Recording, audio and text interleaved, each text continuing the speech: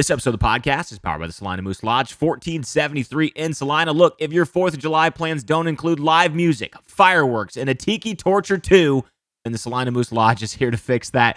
Live music for this week. On Thursday, July 3rd, it's Schifferly Road Band taking the stage at 7 p.m. On Friday, July 4th, happy 4th of July out there, the Green DeVilles are taking the stage at 7 p.m. And on Saturday, that's when the party's really kicking off. July 5th, Nancy Livingston takes the stage at 1 p.m., Rock House at 8 p.m., and the Freedom Fireworks Show starts at 10 p.m., sponsored by the Salina Moose Lodge 1473, the Salina Eagles 1291, and Pizza Hut. So bring a chair, bring a buddy, and enjoy the show on Saturday evening as the fireworks take off. And on Sunday, we're kicking down the weekend. July 6th, it's Western Allies at 4 p.m. And a quick reminder from our friends at Salina Moose, every Tuesday from 5 to 8 p.m. is Tiki Tuesdays, live music, drink specials, and that, am I in Ohio or am I on an island feeling? It's summer at the Moose, and there's no better place to be if you want to be a part of something special, something different, and something unique. Join the Salina Moose Lodge today.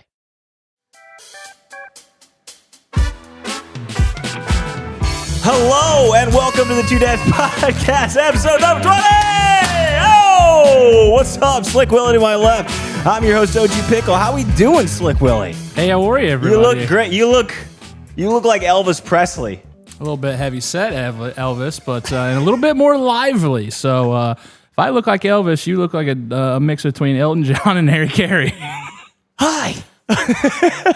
If the mood was right of ribs, would you eat them?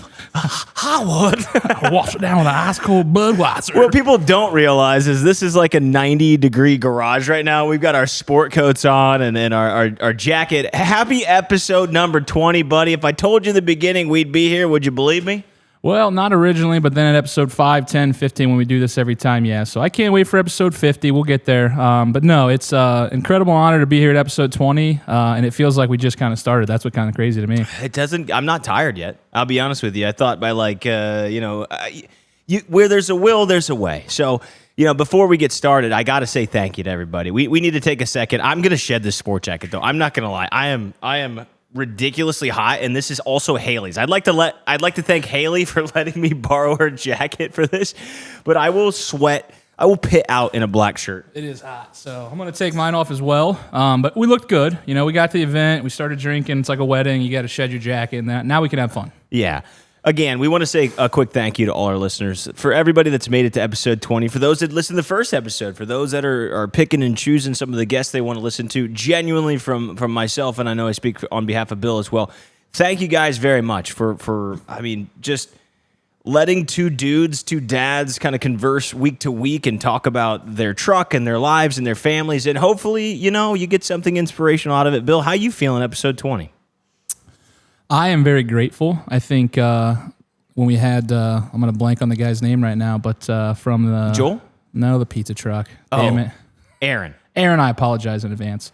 I love what he did right when he came on. He just appreciated everybody out there that comes to his food truck, checks out the restaurant, everything, that likes their post. So I just really want to show gratitude and how grateful we are for all the support. It's kind of crazy every week when Mitch and I kind of go over the numbers to know that 400 to 500 people a week are out here listening to this. And to me, that is kind of crazy. So the breakdown's a little different between YouTube and Spotify, but it's pretty balanced, surprisingly. Like if I'm watching it, I'm probably watching on YouTube just because these antics and, the party favors that we bring out here, and Mitch's different haircut every other week. But yeah, so I listen to it on the way to work, though, now that I drive a little bit for work. But thank you, everybody. I can't wait to see what the future holds. Mitch and I just text all the time, let's do this, let's do this, let's do this. So we're trying to formulate how to make this a little bit better.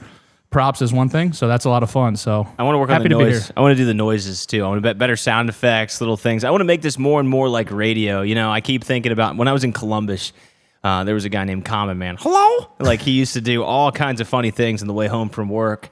And I really feel like we have some good momentum, episode 1 through 20, to continue to enjoy what we've done, but at the same time get better and better. Like you say, 1% better every single damn day. And it's been a lot of fun, man. So I'm really excited to jump into this podcast. We have a special guest coming up. My friend Timothy's actually in town. He's a blacksmith. He's a former punk rocker. He is a street artist. But more importantly, and probably most importantly to us, he has listened to every single episode, 1 through 19. Shout out to him. So we're going to get some, it's going to be a little bit of a different episode for those that are listening right now. It's going to be a little less formal. You know, we do a lot of interviews. We do a lot of lifting up other people, other businesses, kind of letting you have perspectives from our side and from future business and current business. But, you know, today I want to have a reflection. So if you're listening for a specific business, this ain't your podcast. There's probably 19 other episodes you can pick. But I really want to reflect. I want to reflect between me and you. I want to reflect between a guest who's seen our journey from episode 1 and sort of is you know, he's not too close to the sun. He's texting me stuff on the side, so I'm really excited for you to meet his personality. This is Bill's first time meeting him. It's his second time to Mercer County, so we'll bring him on, you know, here shortly. But I wanted to ask you a few questions, Bill. I feel like this is our time to just chat and converse. And before we jump right into those operational updates, I don't want to skirt by episode number 20 too quick. So I have a few questions I want to go some back and forth with you if you're down with that. Yeah, I'm down, baby. Let's go. So I wrote down a few questions. All right. I took the time, you know, episode 20 being special. What's one thing that listeners don't see about you that I do? I would probably say, you know, me trying to get out there a little bit more and putting myself out there on socials. I know that I'm not out there enough, and you're always hopping on me. We need more Bill. We need more Bill. We need more Bill. We don't want it to be lopsided, and I think it's just Mitch's personality. He's more prevalent to it, and he's a little bit more comfortable around the camera. But that was a big step for me joining this. I mean, you're killing it, by the way. Before there, I just wouldn't be out there too much. So I told Mitch, I'm not as good me going out and grabbing the camera and doing a selfie mode for me. But when we're in the garage and when I'm around Mitch, he does a really good job of capturing some cool moments. So that's probably what I would say. What about you? I'm going to reverse the same question back for you, though. I think that's important to we'll go back and forth a little bit. What do you think? I think we talk about it a lot, I guess, in reflection, but viewers don't really see it. I'm particularly working hard on being a better leader. That just doesn't happen between the podcast. That really goes to the truck. It really goes to holding myself accountable more. And I think that's one of the things that viewers probably don't see is the accountability that I'm working on week to week. You know, I'm sending more and more messages saying, hey, Bill, I did it this way this time. Kind of taking reflections of us in our business partnership and friendship and you giving me advice. And you kind of hinted at it last week. You know, I go try something and I come back and I say, hey, here's how it is. But yeah, I would say accountability. Really trying to not just be some goofball on the screen, but, you know, one of the things that I really want to do and I'm really working hard to is showing up. It's why I'm always trying to work the truck. It's always why I'm trying to listen and deal with issues we have a little bit better, a little bit more empathetic, a little bit more with accountability. So I'll say that. I think one of the things I'm working on is not just trying to be sort of the class clown, but being able to back it up a little bit. Yeah, I think we had a good example of that this last weekend, right? We just had a little run-in with some stuff with the truck and, you know, between one of the employees and... I pissed Rich off. I'll just say I pissed Rich off. I was dancing around No, a you little have to bit. dance around. I don't give a shit. I mean, the answer was, you know, it's hot in there, and really Berkey's advice was really good. You know, he came back. He's still working for TwoDads, I guess. So he quit until next week, till more feedback on the fries. No, I mean, in reality, a great example is like it's just hot in there, and sometimes I need to work on how I use tone in a certain way. It's not so much that the information isn't correct, but not everyone likes to receive communication in particular ways that I'm giving. So I think that's something good for anybody out there, whether you're a middle management, whether you're somebody who has a middle manager or a manager and report to somebody, or you have employees below you. Tone is really important. And while you may, you know, try to get this message across and you think you're doing it effectively, one of the things that I've learned to do better is like ask for feedback. Do you like being talked to this way? Can I give it a different way of speaking to you? Is there a better way I can convey it? What do you like? What don't you like? And in return as well, just saying like, here's how I like to receive it back as well. So that's a great example. We pissed off Rich a little bit. He was none too happy, but at the same time, you know, he had merit, I had merit. But I don't think I would have worked through that situation as well if you didn't push me to be better each week. So it's a privilege to be on the podcast. And speaking of, what's one moment of the podcast that made you proud of us? Is there a moment or a memory that you look back now in this time we've spent together in 20 episodes? Like, is there one moment that you say, I'm really proud of that? I would say it's episode 1. It's getting off the ground because we tried for months, and the tech issues we had with that road mixer over there, then the cameras and everything kind of seemed to be stacking against us. I was kind of questioning. I'm like, man, I don't know. Are we going to get this thing off the ground, or is this just all talk? Are we going to return everything? It was frustrating. So to kind of power through that and get it off the ground, I think that's the hardest part, because I talked to another guy here locally. He was recording a podcast about a year ago they recorded a couple episodes, couldn't get the time at the same week to get everything out, and they were trying to pre-record episodes, right? And they just couldn't get it off the ground. So I think getting it off the ground and sustaining it this long, like I said, it's work every week. It's not easy. No, I'd like to add to that too. It's just not easy. You get off work and I get here at 6:15. I just got home. We get in. We get going right into it. You've already came here. You've already set everything up and everything else like that. So it's a little bit of a grind. I know it's only an hour show that you guys see, but we put a lot more work into that, into the questions, into Mitch doing background checks on some of our guests and stuff like that, trying to get some juicy Freaking details. them out. Yeah, so I think that's probably the big one. So I would say the journey so far, actually, honestly, might be the best part because I think we've grown a lot and I think we've done a lot of cool stuff and helped build up a lot of local people and hopefully their viewership and everything else. Everybody's a little bit more aware about them. Yeah, I think mine is the Moose. I think the Moose for me, getting out to go into the public at the Salina Moose Lodge 1473, our sponsors, whom we love. Shout out to Brooke, shout out to Jamie, shout out to Gabe, shout out to everybody over there that does a great job of taking care of us. I think just being out there, and it was the first time that I was a bit nervous. In front of cameras, it can be nerve-wracking for people in front of mics.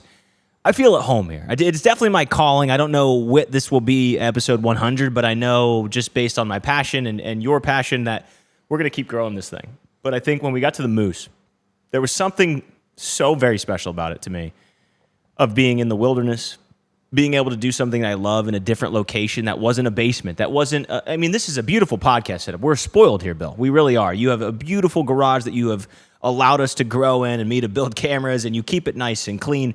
But there's something to be said when somebody invites you to do your craft somewhere else that really, as a creator, takes me to another level that gets me really excited. It was nerve-wracking. It was scary. I didn't know if it would work.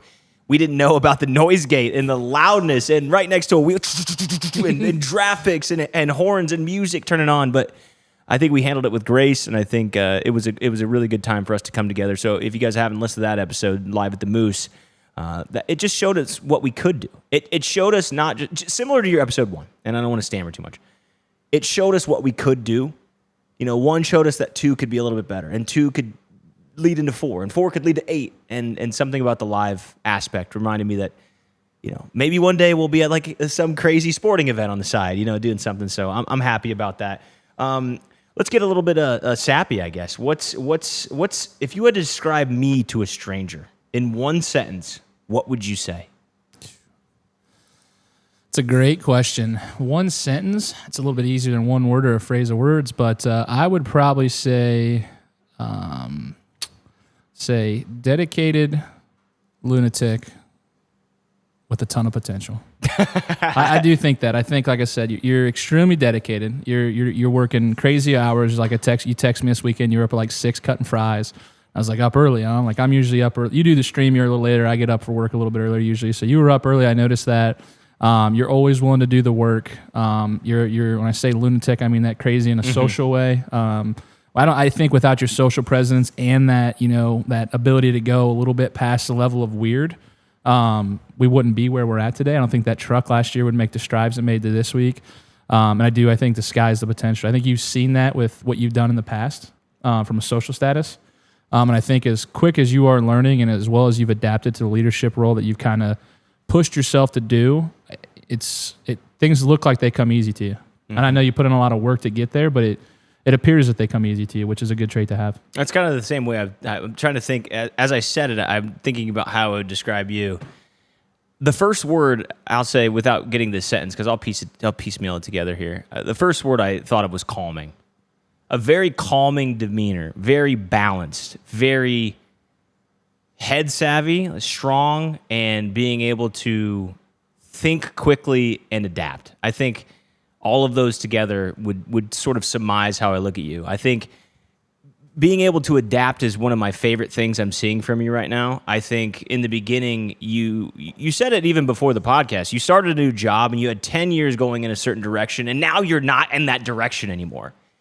A lot of people won't rise to the occasion, my friend. A lot of people shrink and they make excuses and they get fearful and they don't do what they set out to do originally.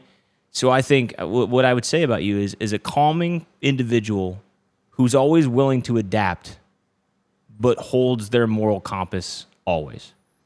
Yeah, I appreciate that. I think it's spot on too. I think it's a career thing for me, right? When you get into leadership at a young age, playing sports at a young age, that stuff kind of comes a little bit more naturally to me than some people might. But it's something that, with good mentors through my careers, I've made really good strides. But same thing, without good mentors, I don't think a lot of people don't get where they need to go. So I have a lot of pride of doing that with some of the people that work for me and I work for. So let's twist it around for you. I'll ask one. Mm-hmm. In 5 years from now, what's one thing, food truck or podcast, I'll say, you hope we're still doing, or even maybe doing to like a more elite level?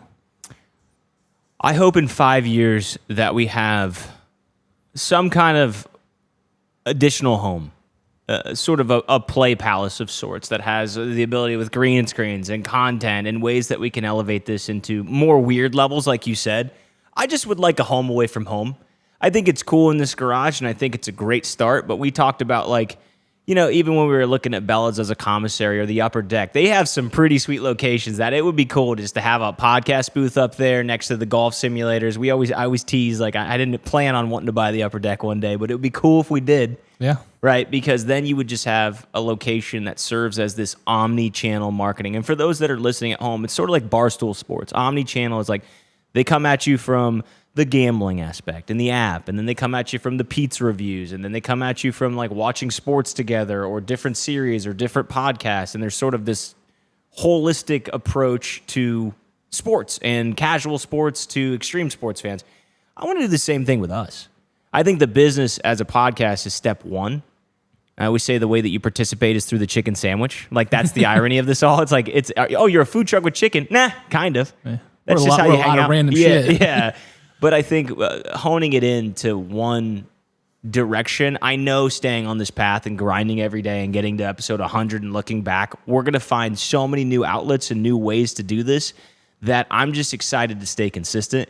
And so the question you asked me is what do you hope we're still doing even better? I hope we're even more consistent. Maybe we get a third person in here to do this with us, or some kind of operator. You see all those podcast channels have, just somebody running the show behind the scenes, like Jamie from Joe Rogan, or, Bad Friends has the guys on the side too. So I'll flip that back to you. What do you hope we're doing better, whether the food truck or the podcast in the next couple of years, or something that you hope we're still doing? I don't know if we're there in 2 years, but I look at the 5 number, I guess, and I think that could be realistic. And we always talk about it. I would say you're not really in corporate America or tied down to a job like I am a little bit. You're a little bit more free-flowing with the streaming and stuff. I'm really hoping we're both out of contracted work and we're working for ourselves. Whether that's food truck, podcast, everything all combined. I hope we get to the point where... There you go. I shot him. That's a really good answer, dude. That was worthy of shooting some stuff off. I shot some little fireworks off in there for that answer. That's kind of been the pipe dream for us, right? You're like, dude, imagine how much we could do if you didn't have to go to your 9 to 5 and I didn't have to do this, and we could just focus 40, 50 hours a week. It's the last step, dude. It's right there. It's we preach about it every week. Don't fear failure. Sorry. Don't feel it either. Don't feel it either. That's pretty good. I mean, you should feel it, but you get what I'm saying. It's that last leap. We believe in ourselves. We go in these weird directions, and we're doing the darn thing. I can tell you that each week. It's not easy. It's hard. Sometimes we bicker. Sometimes it's scheduled around difficulties, and you're late, and I'm late, and this and that. But we show up every day and do it. But, yeah, working for ourselves, I couldn't imagine where this brand would go and how fast it would go if we finally stopped working for other people and just worked on our stuff. I told you, if you convince Haley that we'll move into your basement, we could just do it now. But she was a hard no on that when I proposed it. You got to have some breaks from me, my man. Yeah. But anyway, enough of the sappy stuff. Thank you guys for listening to this little portion. We wanted to make sure that we took the time to say, thank you. The first 20 episodes is not an easy thing to do. So I wanted to make sure we took a moment to talk about it. How about your weekend, buddy? Let's jump into normal stuff before we get our guest on here. It was pretty good. Like I said, Riker had a baseball tournament this weekend that he unfortunately couldn't play in because the stitches in his forehead. So, but shout out Coldwater 7U, got second place in the Versailles tournament. So even though they didn't win, they got second. So runners up there. So they did good. Riker even made the joke. He's like, well, maybe we would have won if I would have been there. And I'm like, yeah, I don't know. We got run rolled. So we like that. Okay.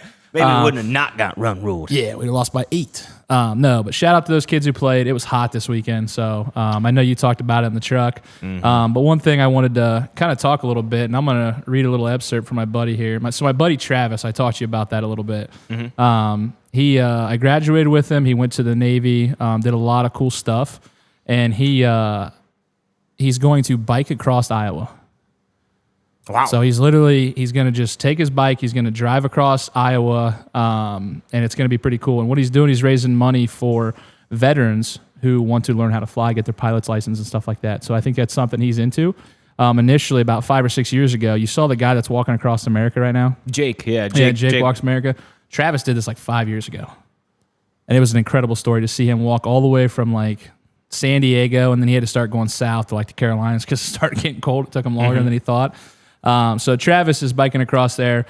Give his page a follow. Boots to Wings on Instagram is his Instagram account. And go ahead and give him a follow. He's got a GoFundMe page. None of it goes to him. All of it goes to the donations for Boots to Wings. You guys can look it up a little bit. I won't go fully into it. So just wanted to help him get that platform a little bit. He can't come on. I tried to get him come on, but he's living out west right now. So going to be really cool what he does there. And then other than that, stopped by the food truck for a little bit. Had perfectly salted fries. Heard that a couple times, and I know we keep judging about that.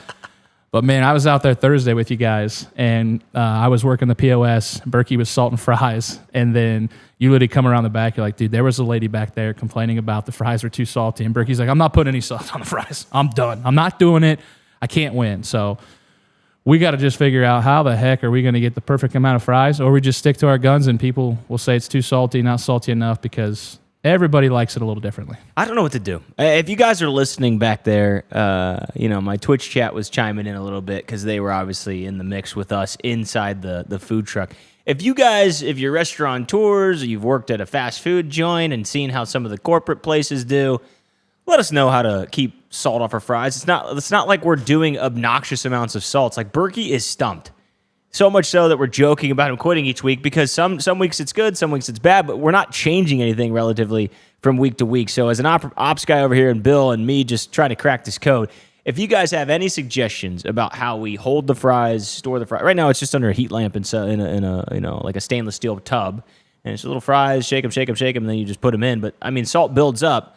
But if you guys have any feedback on that, please comment on our YouTube or our Spotify, or you can obviously comment on our Facebook or Instagram. But it was hot this weekend, Bill.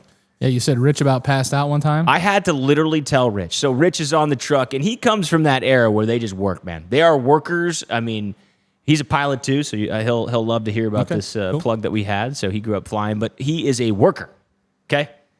He's like, I'm good, man. I'm good. I'm all right. I'm going to be all right. And I'm like, Rich, you are pale as a ghost and you're sweating too much. Like, you just need to go sit down. He's like, all right, I'll sit down. So then me and Berkey pick up the slack. He's like, I'm failing you boys right now. And we're like, failing us? You're going to die. If you die, you're failing us. If you need us to take a 10-minute break, it's cool. So you can see how like hard he is on himself. But relatively speaking, he kept trying to come back. He kept trying to come back, and I don't know how serious I was, but I must have said it with the right tone. I looked at him, I said, if you don't get the F off this truck, you're fired. Okay, dude. Yes.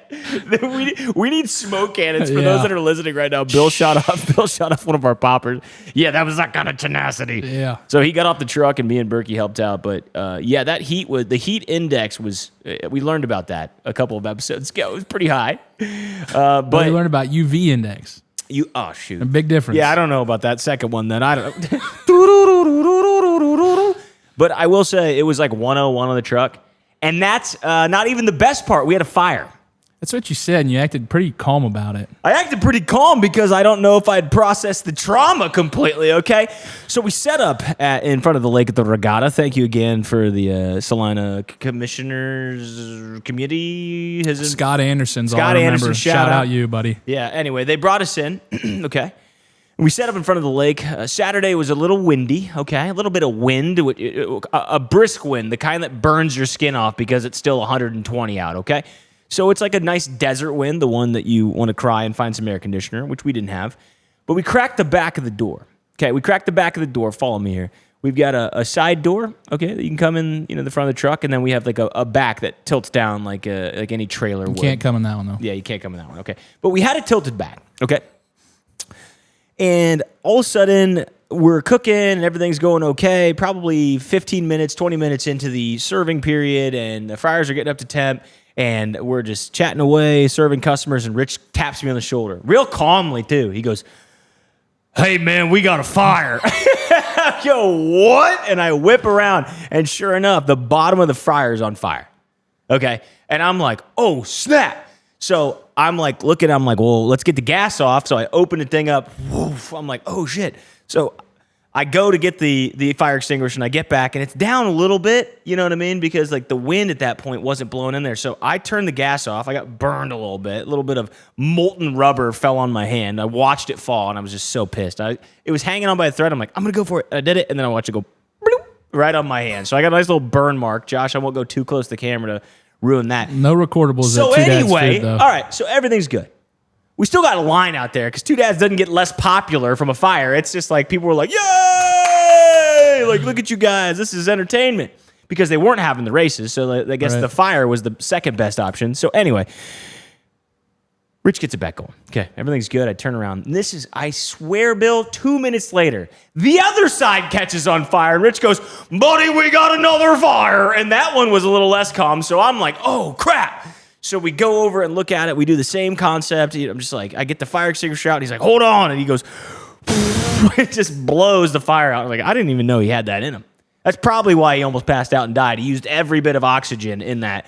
So anyway, we look at it, and I'm like, this is weird. Why both sides? Why are both of these little rubber handles underneath catching fire? Because that had never happened before.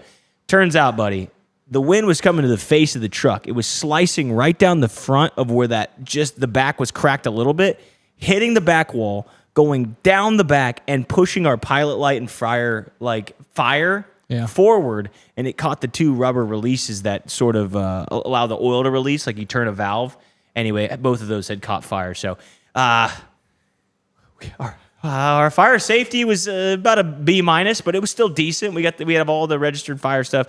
Fortunately, we were able to continue service, but it was, I guess I just tried to play it down because I hadn't processed the trauma, and at the same time, I didn't want you to freak out. I was kind of sitting there. I was like, well, maybe these are kind of like oddly common, like it just pops up or anything like that. I was like, all right, I've seen them 100 like times shower. last summer. It's no big deal. Like, we'll just keep moving. But I was like, this is kind of a big deal. You're like, no, we're good, man. We got it all set. We're still serving chicken. I'm like, all right. But events though. So regatta went good. Blended went great. That's a cult. Yeah. That's crazy, isn't it? Yeah, it's incredible what they do there. My buddy texted me, watch the stream. He goes, what are you guys doing? We get storage wars? I said, no. It's blended. Yeah, it's blended candle. And then we were out there. They had Fizzy Sips out there too. They were such nice ladies. They're 2 weeks into business. If you guys want to check out Fizzy Sips on Facebook, wonderful women, local to Salina. They're just trying to make it. They were out the regatta as well. Yeah, I saw them out there. We were neighbors 2 days in a row. So what they do, like I said, they have pop and they infuse like different types of syrups and stuff like that. So you get your Dr. Pepper tasting like vanilla, all this other stuff. So it's pretty good. Give them a check out. But speaking of that, hey, did you see how many new food trucks are popping up? I'm sure people listening right now, I've seen like 5 new food trucks popping up right now. Like, I don't know if we're starting a trend or if it's just like the trend of cultural right now, but there's a lot of food trucks in Salina, Mercer County popping up left and right. Food trucks are hot right now, and I don't know if it's just our local area, but I saw the one that's got like polka dots on it. I told you it was out Johnny past Sizzle. Yeah, it was out past like Montgomery Field a few weeks ago, and it was out there.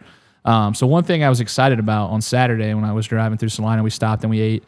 Seatown was right there. You had all the I'm allowed to say it. We talked about it. Carnies. All the carnies were there with their funnel cakes and everything else, shaking lemonades, Fizzy Sips. That other food truck was right there. And then you always have the food at Boardwalk right there. And we still crushed it. Yeah. Like that was kind of like a telltale sign for me that like the reputation holds itself. People love the food. They love the service. And we're able to hold, even with all that competition within 100 yards of us. I was a little nervous. So I feel way better about Fair from a sales number.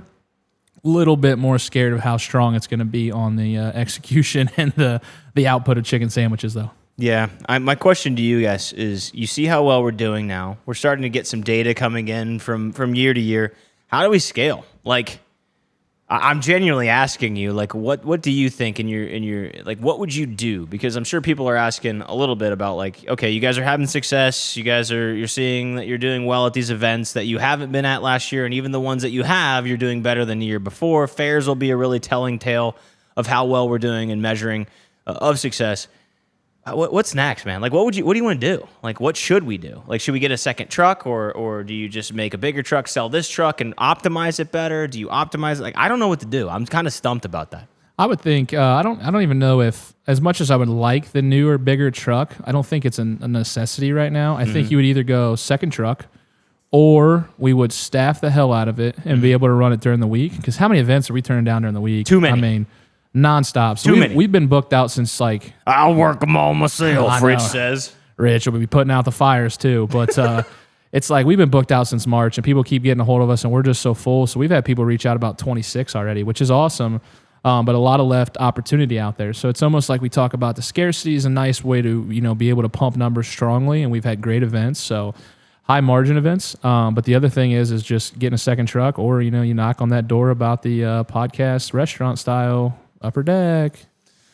Yeah, it's a lot to consider, and unfortunately, we have less time than we think before next year's here because you got to build. At some point, you have to start building. So, all right. So, speaking of upcoming, where can people find us in the next couple weeks, or at least by the time they hear this episode? What do we got? What do we got coming up from the operations standpoint? By the time you guys hear this, it will be Tuesday, July 1st. So we will be in Coldwater at the park for the Red, White, and Boom on Friday, 4th of July. So.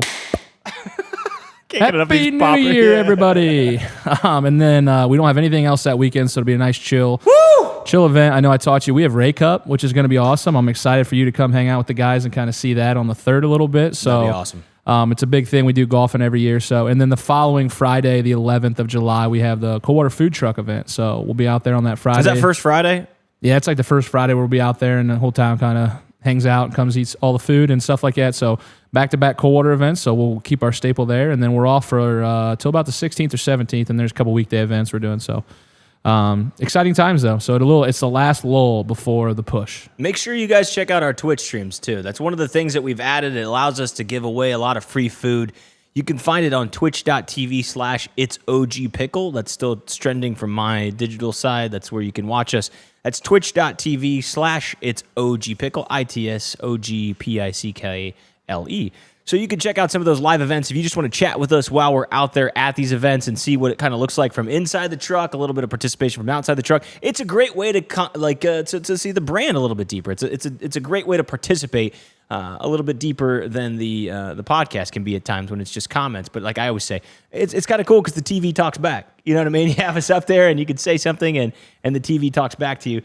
From my side, though, Bill, one of the things I wanted to talk about while we're up here is that we've unlocked something extra cool from the menu side. No, it's not a special, although Rob Wenty, shout out to him, he wants to do a burrito so bad, so we might test it in St. Mary's. So if you are traveling, this episode will be out before this. You'll be able to hear this. If you are a loyal customer, you might be able to try a special this weekend. Rob Wenty really wants to try a burrito. But I wanted to bring up something that actually does exist that I'm really excited about. And I don't know if you know this or maybe you kind of know this, but we're doing homemade ranch now.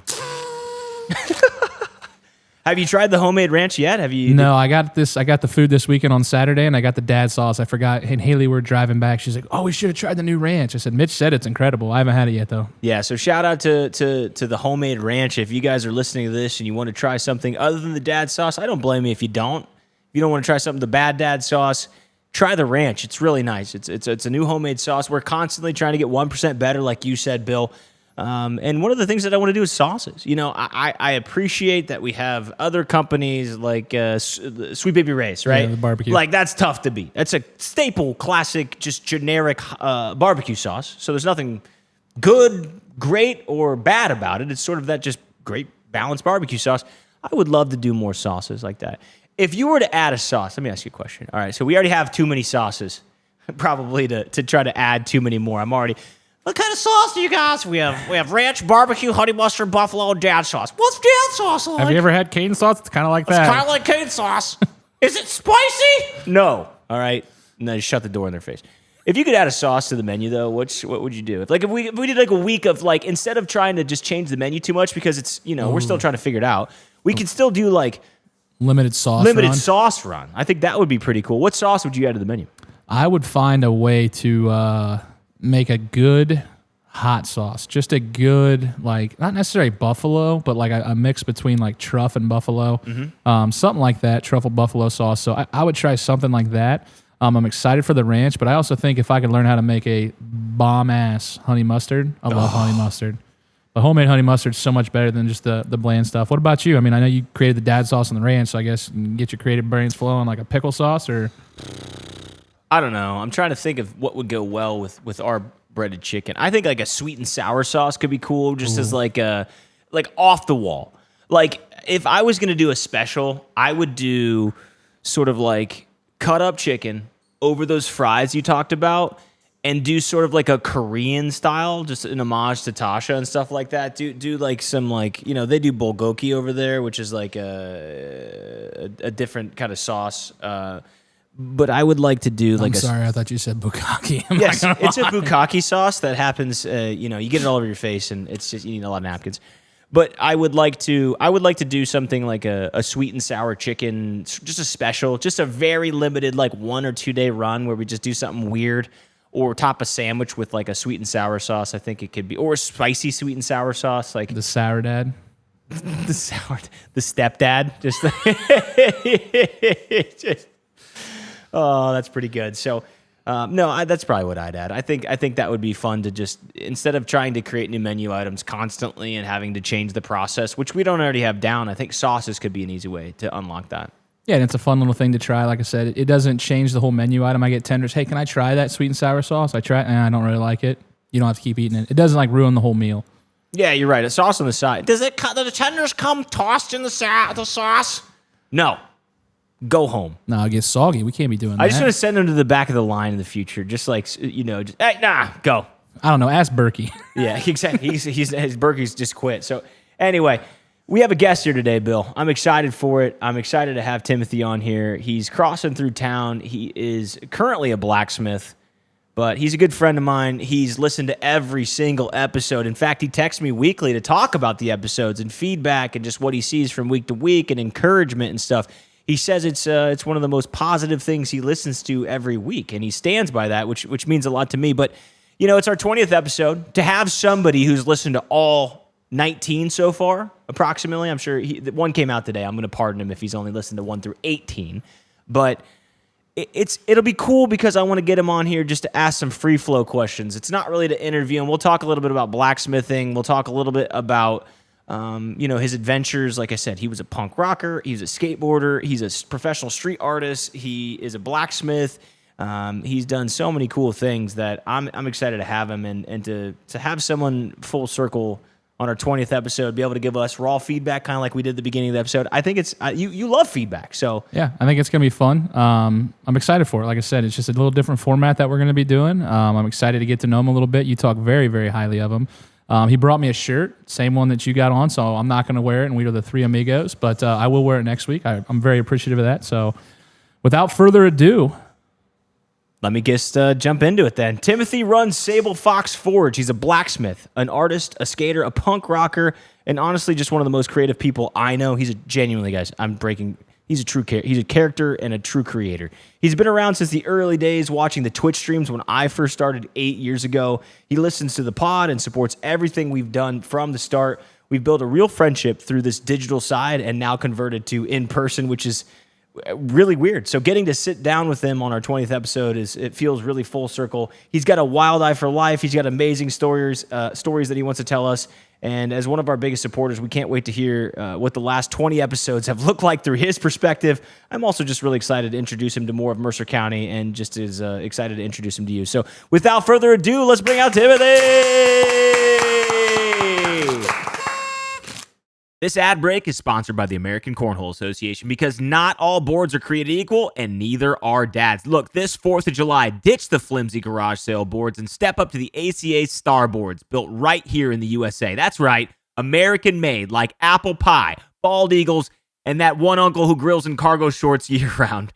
Whether you're chucking bags between burgers or going full tournament mode in the driveway, ACA's got you covered. Patriotic designs, check. Regulation size, you bet. Pro-level bags like the next-gen NXT series or the dual-sided Synergy line? Oh, yeah. So this year, toss with pride and maybe let the kids win one game. Or don't. I don't care. Visit playcornhole.org, where champions and dads are made, and use code TwoDads at checkout for up to 15% off. It's the American Cornhole Association. American made, dad approved. All right, Timothy, welcome to the show, and thanks for passing by Mercer County on your way. How's your day? It's going good. I know you'd come to the city already. He's a natural. He went right to the Willow, and he gave Logan Smith. What did you get? So explain this. You love the Willow, and you listen to this podcast every week. You went over to the Willow, and what did you do today? Give us the rundown. I went to the Willow because I had a hankering for a Big Fritz or whatever they're called, right? Is that right? He pretends like he doesn't know. Yes, you aced it. It's called the Big Fritz, and also the Willow Whopper. And then I noticed that they have chili fries, and when you're in Ohio's just got better chili. So I got chili fries. I got a small, but it was gigantic. And so my apologies because we're sitting next to each other. Yeah, it's all right. You gonna rip some farts or whatever? We'll find out. Yeah, so I just stopped by and then. Imagine. There we go. And I saw Logan, and he kind of like looked over at me like, who's that? That guy looks like somebody. And then he like looked away and and went in the back. And then I was like, oh man, I think that's Logan. So so I was talking to him. I was just, hey man, like I'm in town, and his mom was there, and they're just such great people, and the food's awesome, and the atmosphere there is good. Oh, they got new cherry shakes, by the way. Everybody hit it up. No free brand deals, okay, Timothy. I know I didn't say the name. You said it. Fair. He's good. If anybody deserves it, Logan does, though. Yeah, so he's one of the OGs. He's good. So I went over there just like congratulate him on the wedding and stuff like that, and then it's like, oh man, I got something for you. So I like ran to the car, and I had made a hand-forged burger press with like a copper bottom for like a black stone or something like that, and I turned the wood handle and everything like that. It was a beautiful piece. They can put a picture of it in post.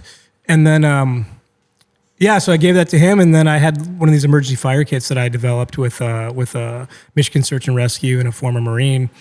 And his mom was really into it. She like knew all the parts that were in it, like the knife, like how to use the flint and steel and everything. And I was like, well, all right. I was like, this is for you. And I was like really impressed by her. And she has like a survivalist, like a prepper background or something. She knew what was up. She frequents Bear Grylls. Yeah. Did you get invited to Logan's wedding yet? No, he gave me a tour of his house the other day. We get the pickle juice from the Willow. That's like part of the brining process that we do. And anyway, I showed up. Tasha and I were in Lima during that huge thunderstorm. Remember that storm that rolled through and like rocked Van Wert? Yeah. Anyway, Logan's like, yeah, I set it outside, and I go over there. It's like 11:30 at night. I mean, it's not. The night is young for restaurateurs, though. That's when we get to actually roam. So I go over there. Logan just comes barreling out of the garage. He's working on stuff. Hey, what's up, man? I was like, what's up, dude? He's like, want to take a tour of the house? I was like, sure. I thought this is your mom's house. He's like, no, I bought this one. So, he's amazing. He's well deserved. Timothy, you said one of the things beforehand because I don't want to schmooze about him too much. He's just one of those guys that you want to see be successful and you cheer for. And I think you said, like, to quote you, ad lib, he's kind of living the American dream, and he's just doing the damn thing. So you couldn't have picked a better guy to do that, and especially the hand forge. He texted me, actually, and he was like, dude, that was insane. I love what this guy has done. I'm in love with what he gave me. That's dope, Brad. Really nice way to come into Mercer County for your second time and to really break bread with the locals in your own way. Well, they treated me so well the first time. I had to reciprocate. So yeah. So let me ask you this: what do you think of Mercer County? I mean, you're from Chicago area in Illinois. It's a completely different environment outside of Ohio. What are your impressions for local listeners that can try to relate to you? Like, what do you see when you come here? It's a little surprising because it's sort of this island amongst the fields, and as you're coming in, it's just cornfields as far as the eye can see. It's 2-lane roads. There's a lot of truck traffic because of grain and all that jazz, right? So. But once you get into town, like it's like when I think of the Midwest, I think like wholesome people that are just blue collar, but they all have dreams and aspirations. It's hard to describe. There's a hopefulness here that draws me back. Does that make any sense? Yeah. I think it's like an inherent thing. You know what I'm saying, Bill? Like, he's right. It's hard to see it until somebody brings it up. But yeah, like everybody's usually in good spirits. If you asked them, like, hey, what's your true dream? They always have something to say. There's no hopelessness where it's like, okay, I might not be doing the thing I want to do at this moment, but I could. And I really think that's pretty cool. Yeah, it's I don't know. It's an inspiring place. Like, it's a weirdly inspiring place. I think one of the big differences between Mercer County and kind of like, Chicago or anywhere big cities like that, even like Dayton or Lima, like everybody locally that wants to kind of start a business, like all the businesses are like locally owned and ran. Mm-hmm. Like I feel like it's not like big corporations or conglomerates all owning all our local establishments. It's all local people within like a 30-mile radius that either lived here, moved away, came back to start a business, anything like that.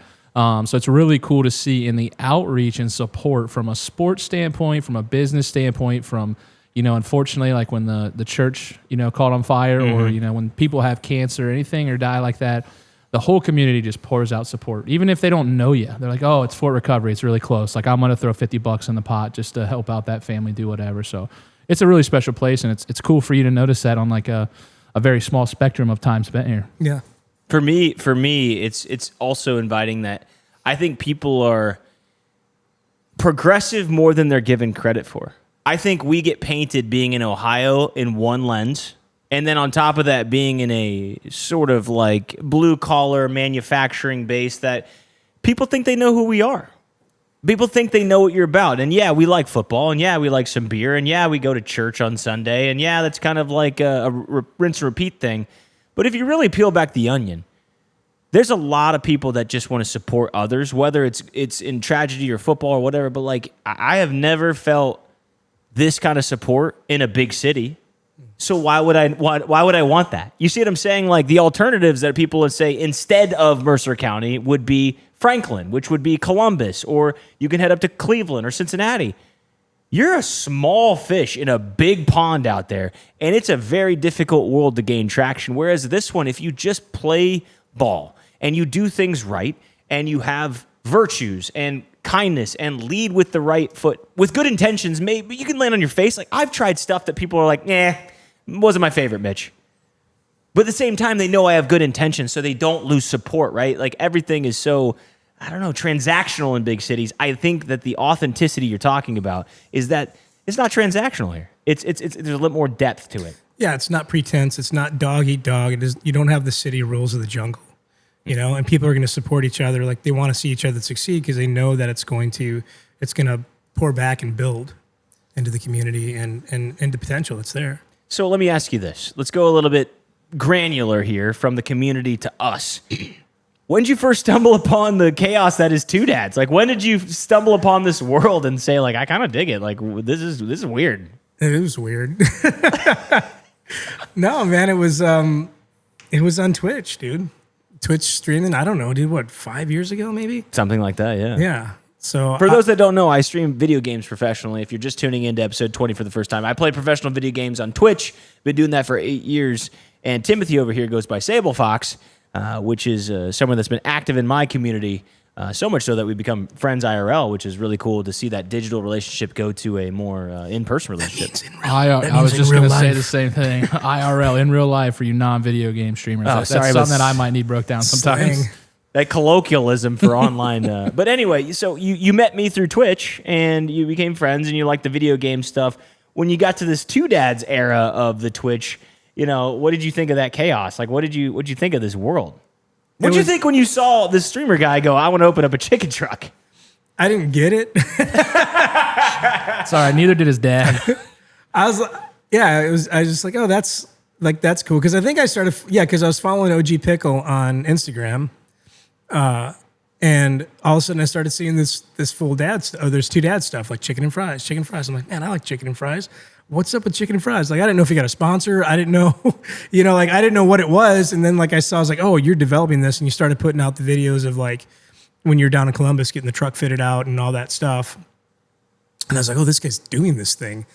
And after I was like, I got to try Mitch's chicken and fries. Like, I got to get out there somehow and do some, because I fancy myself a foodie connoisseur. And I was like, I got to check this out.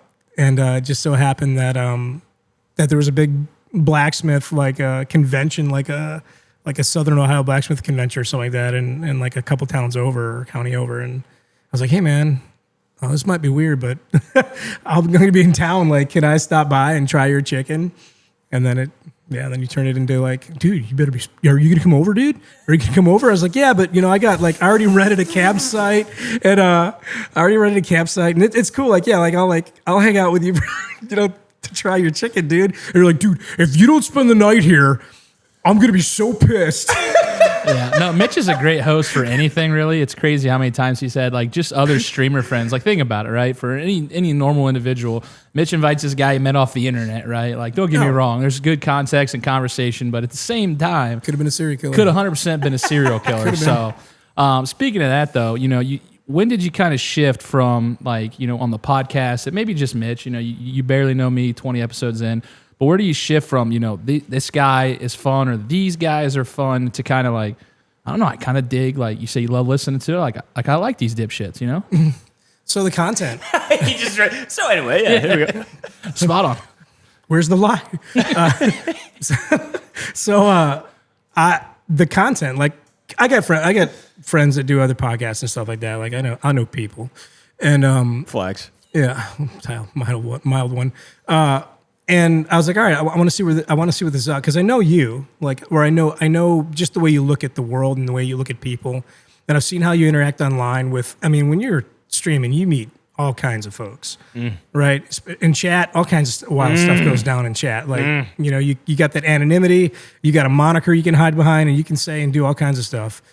And to see the way that you respond to them versus other streamers that I watch, like, and there's just a sincerity there, but also there's a sort of a tradecraft.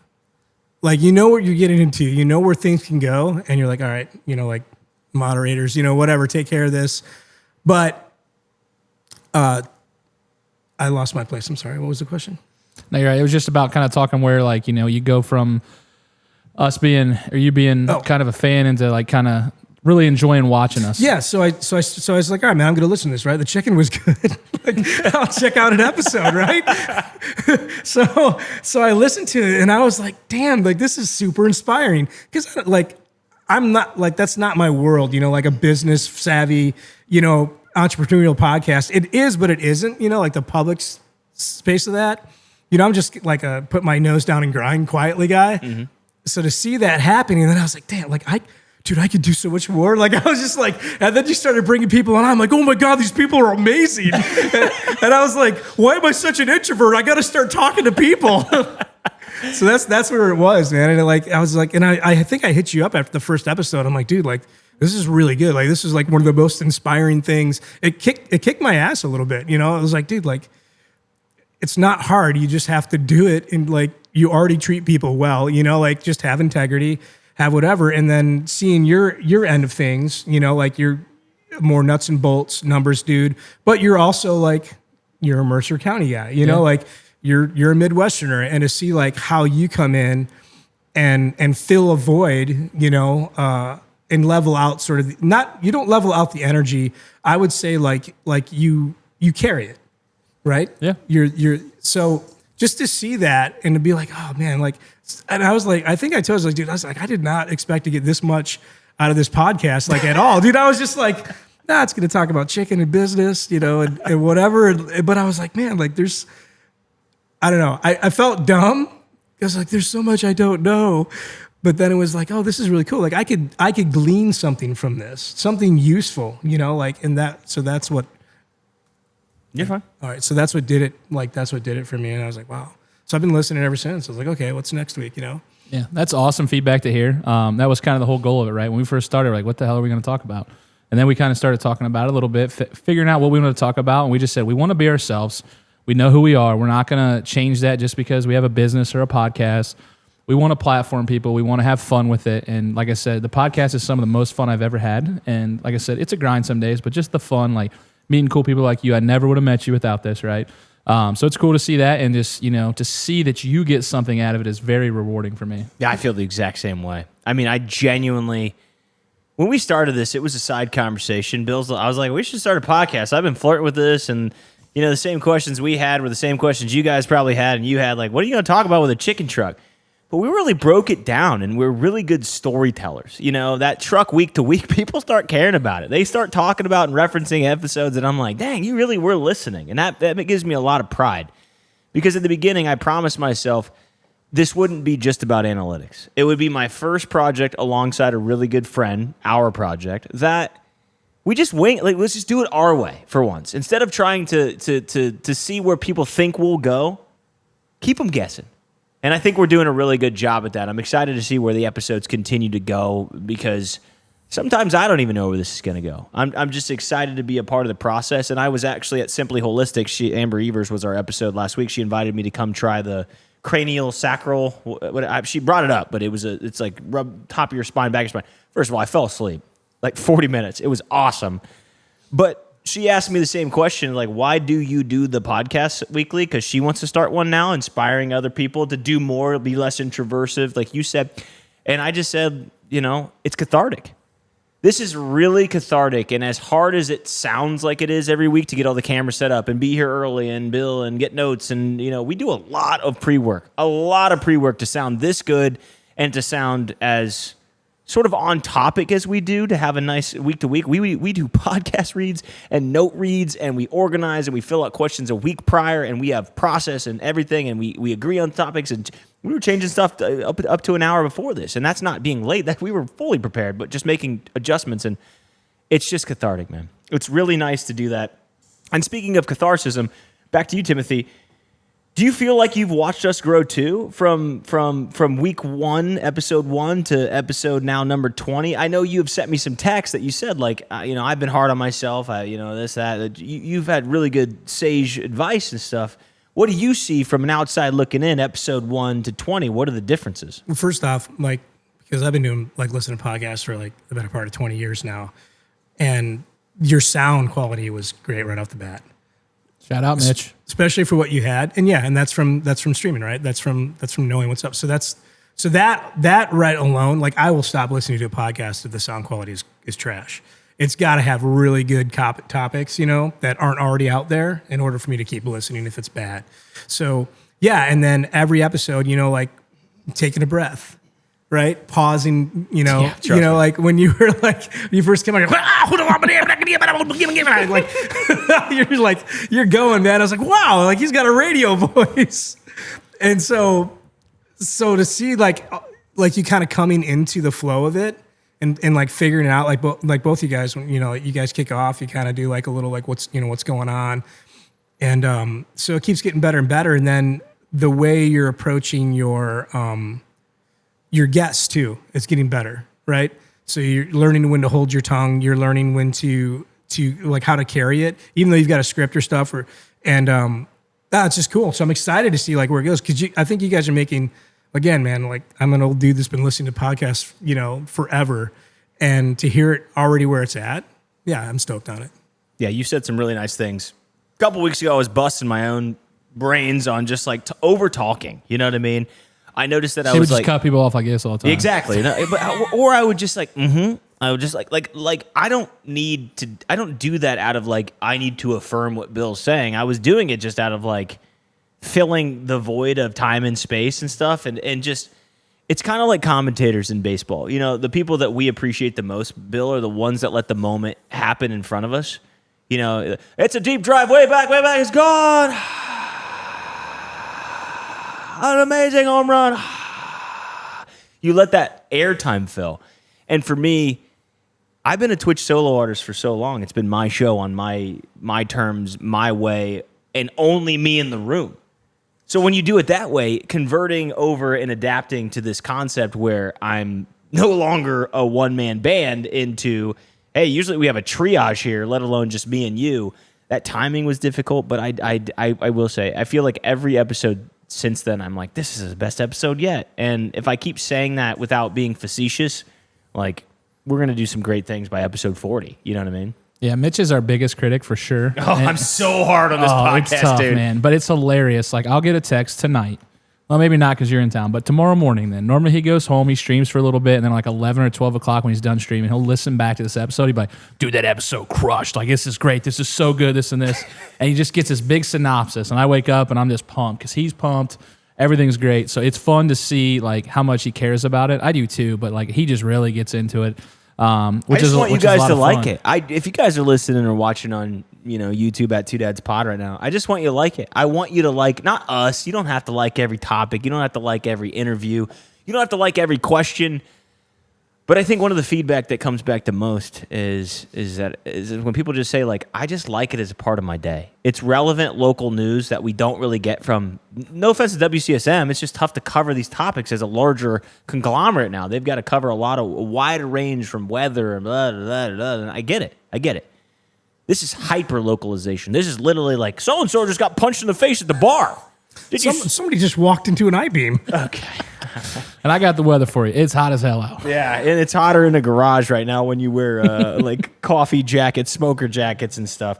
But tell us about blacksmithing, or tell us about yourself, because we've sort of framed you in this interview as a fan. You do listen to all the episodes, and you've been a great resource to bounce ideas off of. You've given great feedback. You comment frequently. Like, you're everything that we want as far as someone who supports us.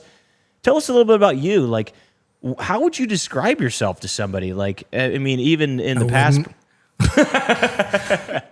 you're so much. You don't talk to people. I just don't. How do you go from not talking to anybody and being an introvert to just coming out and putting yourself out here on a platform like this? Like, I think that's truthfully inspiring, because I've got friends who are very introverted, and it's awesome to see you just have the courage to come up here, because I know this is out of your norm. So how does that happen, and what made that leap to come out? I think there's several things. So when I was doing street art graffiti, I got involved with a small community. When Instagram first started, it was very community-based, which is why I like what you guys are doing a lot. And so you meet other artists, that you normally wouldn't talk to, or like, I wouldn't talk to them on the street, right? But all of a sudden, I'm like, oh man, that's a dope painting, whatever. And like, oh, hey man, thanks, cool. And then you do what we do, like we become friends, and like, hey, you want to be a part of this gallery show or whatever. So you start meeting all these people. So the same thing happened with the street art scene. The same thing happened when I was in a punk rock band, right? Which is weird for an introvert, right? Because I have this creative output that I want to do, and I'm on a stage in front of all these people, right? And then like I just go home into a coma. They're just like, all right, don't talk to me for a week. And then I was a preacher. I was a preacher for like 10 years. So I pastored for 10 years with my wife. We did a student ministry together. And it's the same thing every Friday night, but now you're in these young people's lives, or they're in your life. And then that transitioned into blacksmithing with teaching. We saw an opportunity there to teach people. And just like you said, like when you said this is cathartic, I've found few things more cathartic than blacksmithing, because you have to be fully invested in what you're doing. Otherwise it can be very bad. Right, so you have to pay attention. You got hot steel that's 2,600 degrees in your hand. You're hammering it. A lot of things can go wrong, but you're also taking something from nothing and forming it into its potential. So it's like a lesson in life every time I take a hammer to a piece of steel. And so I started seeing, like, man, like I wonder if anybody else would be into this. And so we opened up classes, for anybody, like from like ages 12 and up, or even younger if you're with a parent or adult. And I just get so much joy out of that, and to share that and to have people like be invested in that. So that's how it's like it's gone into the public. And at that point I can't be an introvert, right? So I've got my times. Like I'll go and I'll pound steel by myself for days or hours and come up with different concepts. Same thing with art. Think about that. Yeah. My shoulders love me. And the same thing with art. Like art for me, which translates fine into blacksmithing. Because it's not just utilitarian, but it was how do I cope with this thing going on in my mind? How do I process through this, right? So I would make a painting that I could never. It would open up a dialogue that I would never ever talk in words. Like I did not have the vocabulary for it, but I had the colors and I had the concept, and so. That's where I'm at with that. That's so weird in the sense that I feel that exact way as a creative. I think you and I align, and Bill is coming in the creative fold now faster than ever. Like you're kicking butt, dude. It's one day you'll wake up and you'll find your lane, and it just is, and that's the reality that sets in around you. Is it weird for me to say that you said that art gives you this ability to sort of express things that words can't? This podcast allows me to express things that words can't, even though I use words to express them. Does that make sense? Yeah. It's like the total sum of the work becomes the art, even though I'm using words to build a foundation, I still couldn't express the total sum of what I'm trying to do episode to episode in that same capacity. Yeah. I know that sounds wild. It's like, dude, you're using words to do that. It's like, yes, but the words to me are just a way to forge it to build this whole totality of an episode. Like, if we just talked about operations every week, you'd fall off and be like, meh. But there's a guest, and there's this, and this, and this. It's the total sum of the work. So that's a great sentence. I really like that. Yeah, it opens up a working dialogue, into culture, right? There's language. I heard it said that language is the ocean that culture moves through. And so as you're speaking and as you're doing these things, you're meeting, right? You're like, look at us, right? Like, it's this guy, like in a polo who's been in factory manufacturing. Like, you were the guy that I was not allowed to talk to when I was punching out, milk bottles right at my factory. But you were the numbers guy, and if we saw you, like, we knew, okay, like, we did something. But It's so true, though. Yeah, right. So, but on the other end of things, like now, because there's a dialogue here, and there's different cultures, and we can see that, like, we're more the same than we are different, and that's what I love about this, right? About all this stuff, like just having an open dialogue, whether it's through art, whether it's through a podcast, whether it's through even just experience, right? Every experience has an expiration date. It just does. But there's a journey in there that grows you, that shifts you if you allow it to, that will do something, and you work something out of you, right? Your hard times, the stuff that you guys go through, it still works crap out of you if you let it. And that's what I love about, like, the creative aspect, but the dialogue and all this, yeah. Okay, so you said that these small communities are the reason you fell in love with them, from blacksmithing to music to punk rock to skating. I mean, those are all really niche communities. What do you see in this podcast, especially with the hyper-localization, that reminds us of them? Like, what do you see from this podcast perspective? Yeah, I think it's the subculture, right? You're developing a subculture. So, or you're participating in a subculture, creating a culture, and allowing other cultures to interact, right? So, like, again, people you didn't know, or people you do know, like you're the kind of guy, you're so frustratingly inquisitive, and I mean that in a good way, right? Because you'll dig at something, you'll be like, hey, you're like, why is that fire hydrant pink, but the rest of them are whatever, right? Then you'll go and you find the person that made it pink. You'd be like, hey, what's going on? So there's that aspect to it that I think reminds me of the stuff that I was, first coming up in, right? Because I was first into punk rock, and I noticed, like, all the cool punks skateboarded, right? So I was like, oh, I gotta go learn how to skateboard. So for like a year and a half, I went to a Taco Bell in a neighboring town, so nobody saw this poser, and I learned how to skate, after it was closed, right? And the same thing with learning music and doing stuff like that. So I see a lot of that, but you're bringing all these people in, and you're seeing how, like, a society within, like, a small community operates or functions or whatever. And it's people with big dreams, like people, again, that, like, I know I would not talk to. Like you showed me the gym today, right? Over at the shipyard. Yeah, it's a shipyard. And I was like, yeah, man, I'd go there and work out, but I don't want to know about these people's lives, like, yeah. But you'd be like, you just go there and just start, like, there's that extroverted aspect to you that helps draw out just life, like people that are doing life alongside of everybody else. It's so weird that you say that, because this is why I wanted this episode. It's a great reflection of, like, what we're doing, and kind of in my gut knowing that's what I'm kind of doing, but in my brain I'm sort of just going and trying to create and build, and it's all feel. It's just like, this feels right, we should do this. But it is right, and it's one of the reasons I told you on the way here that why I'm so happy Bill's here. Because the goal really is, let's bring in all these subcultures and allow them to participate. Because, whether or not you're into skateboarding, or you're into forgery, or you're into blacksmithing. Well, forging. I'm not into any forgery, all right? I don't need the IRS coming after me. Okay. Thank you. Forging, or you're into collecting, or you're into cooking, or you're into ballet. We try to bring a diverse range of people up here to sort of share their story, and inspiration and authenticity travels regardless of whether subgroup you're in.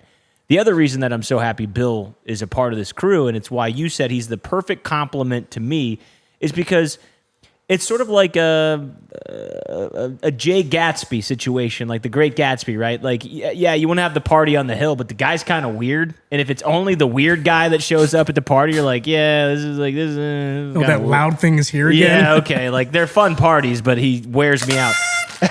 Nice. All right, Diddy. But okay. Oh man, nice try, Diddy. Okay. I had to. I'm sorry. So good. I was waiting for it myself. I just couldn't. That's not fryer oil. That's baby oil. Oh, baby. That's the secret of our chicken. Yeah. No, it's a nice balance because when we invite all these groups as a host, yeah, I'm a great host, Bill, and I'm always like, you did a perfect impression, Timothy. You're like, yeah, he's got to come over to my house. Bill's a nice balance that says like, yeah, it's my guy. Don't worry. Hey, how are you? You know what I mean? It's such a perfect slogan for you, my friend. Hey, how are you? It's so good. So it's back to the forging, not forgery, Nice. like my Latino comment a few episodes ago. Well, I'm a woman. Sorry about that again. She was so subtle with it. Yeah, you would have thought So I could polite. have caught a backhand with that one, but thankfully she didn't. Yeah, you so. didn't get a chocolate. ¿Por qué dude. no te Yeah. callas? Pa! So you talked about the burger press for Logan. So I'm excited to see a picture of that. What's one of like the weirdest things someone's like asked you to make? Like just something out there or something very unique. I guess it doesn't have to be weird. Just something very unique that someone's asked that you have to make in that craft. Well, it wasn't asked, but it was implied. And I was Was it something you could put up your ass? no. Well, yeah. I was so down for it. Okay, nice try, Diddy. Okay. Go ahead. It was a it was a door knocker. It was a phallic door knocker, like a Like a wiener for those. That yeah. It was made out of an old railroad tie spike in the back. You know, you can picture it. I'll draw you a picture later. And then the thing that it knocked on was just a ball sack. And I used to be a Fender certified guitar tech, so I have all these guitar strings sticking around. And I was using the guitar strings to make the hair, but I never sent it out. Why didn't it make the cut? It just wasn't up to my standard. So size mattered. No, I mean We could put it on the truck. my wife said it was fine. But no, so that was kind of a secret. It was going to be a gift to a person who I knew. She just has this hilarious obsession with penises. Mm-hmm. That she Sounds just like thinks are that's fun. Yeah, anything, penis shape. She just thinks is hilarious. But so I was going to send it. It's to her. a pretty weird looking object. If You we're want to all send her this? yeah. For those that are listening right now, Bill's holding up these Those pickles that we things keep are on set. Terrifying. It's a 3D printed pickle. They are. Look at his face, dude. It looks Phallic in legit. nature, and it's also got a 3D print of my face.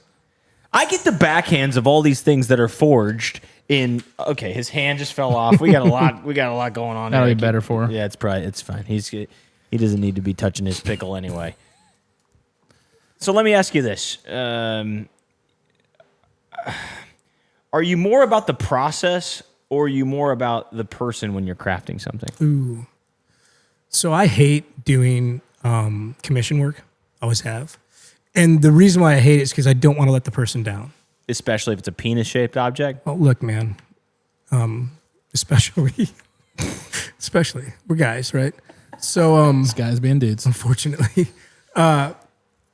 So when it comes to commission work, like I take extra long with it because I want it to be right. Like I want it to be my standard, and I want it to be their standard as well. So that to me is an entirely different process than when I'm just being creative. If something pops in my head and it's like, man, I wonder if I can make this. Like I've got loads of ideas and I can see it. So from concept to executing it it's enjoyable, but it's also like this, well, this is a new journey. You know, like it's like, where's this going to go? And I don't know if it's ADHD or whatever, but sometimes I'll go into an entirely different direction. Like I'll start a project here and then something will happen, whether it's an accident or whatever it is, or it's frustration. And then I'll look at it a different way. and it'll turn into something entirely different. And that part's super rewarding because it's like, oh, there's some potential here that I didn't see, and now it's manifested. So talk to me real quick. I just want a quick follow-up question. Because there's probably a lot of people out here, maybe not interested in building a business, but in their respective spaces, I believe creatives live in all shapes and forms and places and industries. What's your creative process look like? Is it mostly accident? Is it mostly 60% planned, 40% unplanned? Like, how would you describe it to somebody just to give them a look that it's not always about perfection, in my opinion? I wing it a lot. I have sort of educated guesses. I'll go first. I make educated guesses which is against like what Bill does, a polar opposite. Like Bill's more numbers, it's this, it's sound, and then we'll make a educated decision based on that number. I sort of just am all gut. I'm like, this is my energy, and I'm going this way, and it might flop in the face, and I might have a testicle knocker that I don't send out like you. But what's your creative process like as far as someone that's a true, total creative in a lot of different industries? So with the art, with the painting, I'll get like these phrases that pop up in my head. So like I'll get like just a word phrase, right? Yeah. So and maybe that's just from being like a songwriter back in the day, and I'll be like, man, like how do I interpret it? How do I interpret this with paint or whatever? And it'll turn into like a pro. It'll be start out with a prose, and it'll turn into this painting, right? And then like it's weird. It's like I get it off my chest, and it's like I said that, and then it's like it's just gone. It's so weird, and with forging, like, or blacksmithing, it can happen any number of ways. Like, because some blacksmithing, like, I need a new tool, right? So it's like, I got to hammer this out no matter what. Like, this sucks. Like, because of the thing that I've created in my mind, I don't have a tool to hold that. So I have to make the tool to hold that. And it's a whole different process. Or sometimes I'm just mad. Like, that's the catharsis. Like I just want to grind this steel, or I just want to hit something really hard. And then eventually I'll calm down a little bit, I'll be like, oh, hey, that kind of looks like. So there are two different processes for me, but they'll usually start out, there's some sort of concept, and usually it'll start out as a word or something. But I also get inspired from seeing other things. Be like, hey, I wonder what my version of that would look like. That's kind of, I do music a lot. Music for me. I listen to a song and I picture a scene in my head, and then I got to go get it out of my head, or it'll just bounce in there for days. So on a different note, you started with a Twitch follower of Mitch's, right? You don't follow me on Twitch. I don't Twitch either, though, so fair. Then you see him build this food truck. Then you see Mitch bring me on with the food truck and the podcast, and you've been a super fan. It's a good move. It was a good move to bring you on. So I appreciate that very much. I do. So you go from that, and you've seen the chaos online. Now you see it in the garage. You see it at Bill's bar. You see it at the studio. What exactly do you see the TwoDads vibe being that now that you're here in person, as opposed to just being a fan or a follower or a friend externally, now you're part of this chaos. How's the vibe? How's the experience? How's everything inside the studio? No, it's great. It's great. I mean, I think you need a partition. I think you should own that. But it's cool, man. Like, you guys are doing it, right? Like, I remember seeing the post where this went up. Yeah. Right. And then there's just these black screens on there, and I'm like, oh man. And I was like, whose garage is that? Like, I was trying to figure out if it was yours, because I've been in your garage. Excuse me. And it's getting choked up. Yeah, it was pretty special moment. Yeah, special. This is 20 episodes in. 20 episodes in, he's crying. Beautiful. He made it. I remember when this went up. This mahogany. Real sturdy. Made of wood. So it's cool to see, like, and again, like, I know Mitch. Well, like, okay, so like the pregame, right? When you guys are walking in here, like, all right, this is all business. We got to get this done. This freaking SD card better work right. Like, the whole deal. Like, you get to see that behind the scenes, and there's a reality to it. But again, like, watching you guys work towards something, it's really cool. It's really cool to see. And you're in it. Like, you're committed, right? Like, this is your garage. This is his food truck. And it's like, we got our ladies involved. Yeah, like, dude, everybody's bought in. We got the right people buying in. Yeah. So yeah, I think the vibe is great, man. It's very welcoming, but there's an integrity to it that I think carries through everything you guys do. Yeah, we're always about authenticity. Yeah. Let me do something authentic real quick, because this is our 20th episode. We're gonna get back to business soon. Like, 21's gonna get back to more and more and more and more. Right? We got some great guests upcoming. You've met Bill now. Mm-hmm. What's something about Bill that more people should appreciate, just from your perspective? Having walked in the room, you knew about him, right? You've obviously talked on behalf of him or toward him. When you talk about the Two Dads podcast, you can't talk about Mitch without talking about Bill. What comes to mind that more people should appreciate now that you've kind of met him in person? What's the first thing that comes to your mind? I think he's affable. I think there's also a steady seriousness to you. Even wearing these glasses? Yeah, even wearing those glasses. How are you? Especially the pink ones. I think your obsession with Diddy is a little off kilter, but that you can work on that. You treat your dog really well. I love the way you treat your dog, man. I'm a dog guy, so like, and your kid. You have kids or kid? Kid. And well, two, we joke about it. He's awesome. Riker and Mitch. Okay, right, that's true. Yeah, so you treat them both very well. So yeah, man, you're a good, like, you seem like a wholesome dude. I wouldn't want to cross you. There's a quietness to you where I think you're in it for the long game, and you can, like 10 years down the road, a package would pop up on someone's porch that they forgot about, but you didn't. Yeah. Well, Yeah. thank you, Mr. Madison. I think the scene in Billy Madison where he marks it up. It's T. Buscemi. He puts the lipstick on. No, I think I really appreciate the kind words. I think a couple of things hit home. I think my family loves this a lot. So my son, this is his favorite day of the week. That's right? cool. So he comes out here. I came home. I wasn't as comfortable as I am with Mitch and a random guy I've never met, right? Just online, interacted with him a little bit.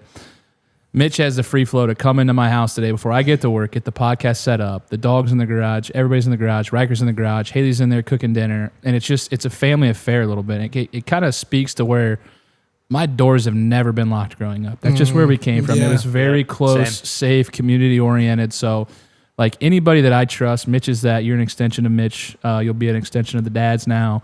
Come and go as you please. My house is your house. Exactly whatever you need to Smelled do. great when I came in here. I was like, oh, somebody's cooking something. Yeah, shout out Haley on the Shout out on the Haley. stovetop. So Them buns, at least a 7 out of 10. yeah, we'll say that all the time. I got a surprise for her. Actually, she's gonna hear this on Tuesday. So I actually reached out to Allie Cups today. Haley's big into Pilates, so she's been doing these Pilates hardcore. Right, her mat is just shot. Right, so I joked about using the Two Dads mat from the Moose. So I reached out to Allie and I was just like, hey, I need like a really good, high quality like yoga mat. I want to surprise Haley. So she sends me this one, right? How much do you think a good quality yoga mat would run? $85? Anything? I have no clue. Yeah, neither did I. I was thinking like $40, maybe $50. She sends me this Lululemon one, $110. But I copped it. I copped Let's it. go, I copped it baby. because Haley's doing really good work with her Pilates. She's been doing it well, and I always know when you're exercising and stuff, you get into it, you get some new clothes or something like that, you really fall into it. So. That's a big moment. I have to take a second. And we talked about the family atmosphere, and you talked about the subculture we're curating. Episode 20, and I am not just saying this because I am whipped, because partially I am. But I will say, we wouldn't be where we are without the ladies behind the scenes, and I can't wait for them to be on the show. We got some mics ordered. We're going to have the ability to have everyone on, and maybe at a more later point, we'll have another anniversary show, celebrating episode where we get the ladies from their perspective. But I will say, they've bought in every aspect as much as we have. I come in the door. Timothy, you're right next to me. I peek in the door, just joking, because Riker, it's his favorite day of the week. He's waiting for us at the window. And I just stick an airhead through the door, and Riker takes it, and I shut it. And then Riker opens the door like, what are you guys doing? I was like, what's up, man? And he's like, oh, he's dapping us up. He's like, what's up, Timothy? How you doing? You know anything about MLB The Show? Just copped it. And like, dude, he was going up. He was having a great time. But the women behind us, Tasha, allowing me to go do this, and I've got dinner waiting for me when I get home. And Haley, knowing that you have a full day of work, you come home out here. She allows you, she watches Riker. She takes care of what she needs to take. They support us. They like to give us feedback. I mean, Haley, we call her our fake producer. I mean, she gives great hey, you guys have been talking about this a lot. Could you switch it up to here? Could you do this? What do you think about this? I've been listening to it because she is just as much a fan. Same with Tasha. Great messages, great texts, always thinking about it. So I would be remiss if I didn't bring up the women that stand behind us, because we wouldn't be here doing 20 episodes if they had a problem with it. I can certainly say that. And instead, we've gotten full-on encouragement, and just like the community, we'd be nothing without the ladies, behind us and people supporting us doing this podcast. And even for me, positive affirmation. If I didn't get the messages that I do get in the outpour of, hey man, I listen to the podcast, this is great, I just love it because of this, and honestly, I just put it on and it's just, like, that's, to me, it makes the moment so much sweeter. Yeah, no, I agree. Tasha's great, Haley's great. And it's even great, like I said, just some of those words of affirmations, we have the same love language, right? So even you saying some of the stuff today, you know, those words are greatly appreciated. You know, I joke about the one time where he gave me a hard time when I was at Santa My Boots about the operations guy was being outside. He brought that up today. Hold on, tell that story. I don't know if this guy's going to like me. Tell this story real quick from your perspective, Timothy, because he brought this up in my kitchen and I wanted him to talk about it. Bring this up because he goes, is it good to be on the podcast today? I was like, yeah, it's fine. What do you mean? He goes, I don't know if Bill likes me. I said, what did you do? And Timothy goes, well, yeah, you take over. Me? Yeah. Sometimes I don't translate well online, but I know Mitch. I'm neurodivergent. But I take everything out by hitting blocks together and smacking stuff hard. You look like Dr. Robotnik. You know that? Thank you. Look like Appreciate an that. evil villain. You look like Wario with the hat twisted up. I do look like Wario now. I used to look a lot like Luigi, and then like I just turned straight Wario. I'm glad I didn't wear my hat. You look like a villain in some kind of like rom-com. Who's the dude off Sonic and the Hedgehog? It's Dr. Robotnik. Oh, okay. Yeah. All right. Eggman. I gotta lose more weight. All right. Anyway, go ahead. So you post, right? And you're like, yeah, man, come see us out here today. We'll be slinging chicken, blah, blah.